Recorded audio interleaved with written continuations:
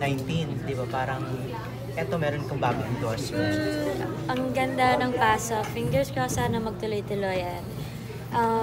Yan, bagong pamilya, bagong, more than just endorsement, ang galing nakikita mo yung kwento nila na very inspiring and nakakatuwa kasi ang bata nila pareho and sobrang hardworking. So, yeah, gagawin ko yung kaya ko para matulungan yung company.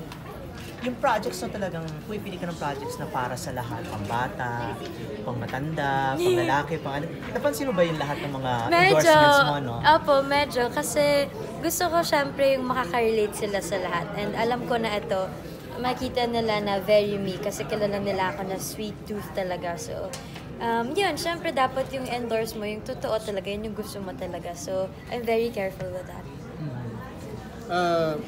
Natural beauty. Ha? Nag-viral yung pictures mo. Posted by Natural Jan beauty. Valle. Ay, yung sa Bora. Oh, thank you. Si JV nag-picture nun.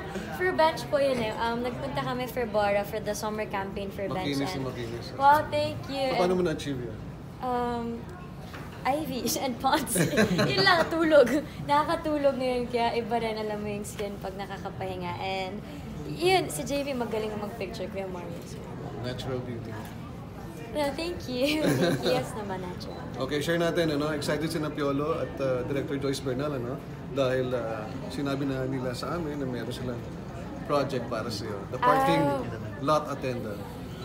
Nasabi lang ni Papa P, kailan ba yung Star Magic Party? Kahapon po yun, isang araw.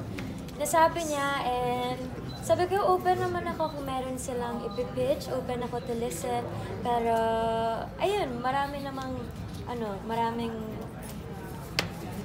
plans din. Of course, may Star Cinema also. So, yan, ika-consult ko rin of course Star Magic before taking that step. But I really want you, no? At talagang overjoyed sila na nakausap ka nila about the project. Especially si PJ. Wow! Of course, I'm very excited kasi Papa P ang tagal na niya meron na mention, ganyan kung open ako sa mga stories niya. So, yeah, open naman and makikinig tayo. Marami mga oras para makinig. Ilang projects ang naka-line up sa inyo ni DJ this year? Teleserye and movie? Si DJ po, meron siyang movie din, Alone this year. Ako, I'm still finalizing, pero maybe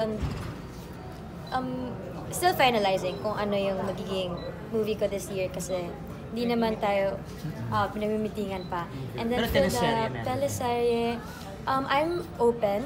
So, nakausap din si Sir Deo kung may plan. So, gumagawa sila or mag-meeting open namin kung ano yung concept na gusto ko talagang gawin na hindi ko pa nagawa. So, exciting year naman po for me. And yun, sana nga, kaya na sinabi ko kanina magtuloy-tuloy itong mga magagandang nangyayari.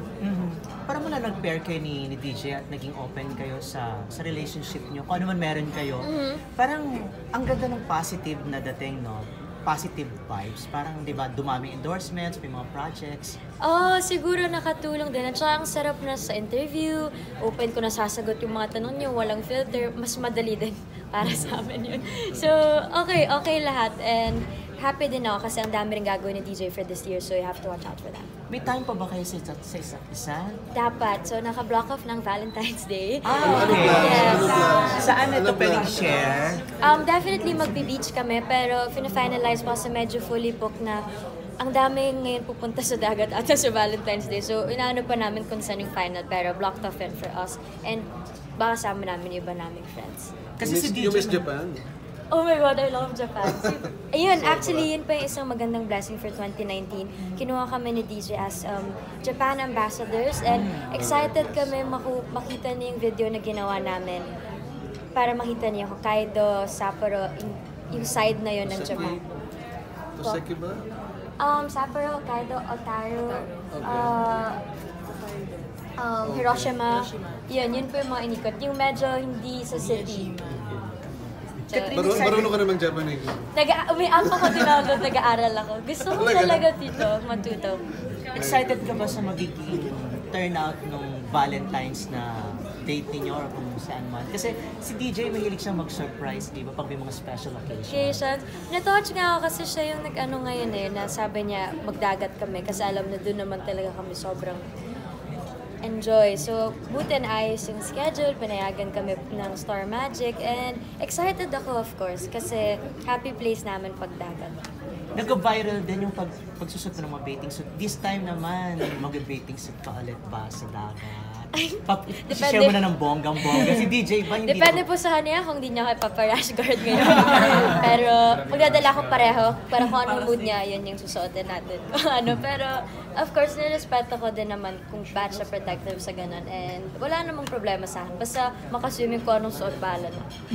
Congratulations. Sino ang mas magaling lumangay sa More blessings. Thank you. Mas magaling lumangay sa inyo ni Gigi pagka nag-beach ka? Siya po.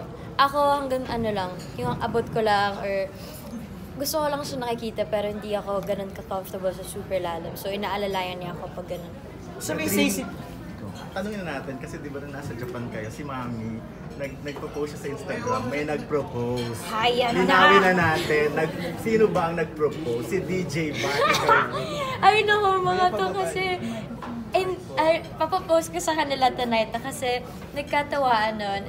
Si Mama yun, pati si Tito Do, yung parang nag-propose kasi ang tagal na nilang friends. So, naglokohan lang sila, tapos biglang, oh my God, nagulat din ako kasi nag-shoot kami buong day. Nung pinakita yun, sabi ko, nakakaloka kayo, mapapalo yung mga tao. So, hindi si DJ ang nag-propose? Hindi po talaga. Handa ka na ba sa Nagloloko lang proposal, po sila. Catherine? Sa proposal? Oo. Hindi muna siguro. Open ako sa idea, pero kailangan pa namin magtrabaho pareho. And baka too young pa ngayon. Sila discover daw ng tao pag nagta-travel. Ano na-discover mo? Ang tagal na namin nagta-travel together. Parang, from yung first out of the country niya again, na-witness ko lahat yun. And I think, wala akong new discovery sa kanya, pero nakikita ko yung maturity sa kanya through the years. And I'm very proud. Catherine, ano meron sa relationship niyo ni DJ na parang hindi kayo affected ng mga kung ano mga negativity, and then ano meron? Trust. Ang tagal niyo na, di ba may 5 years na? Magsa 7. 7 years na. Magsa 7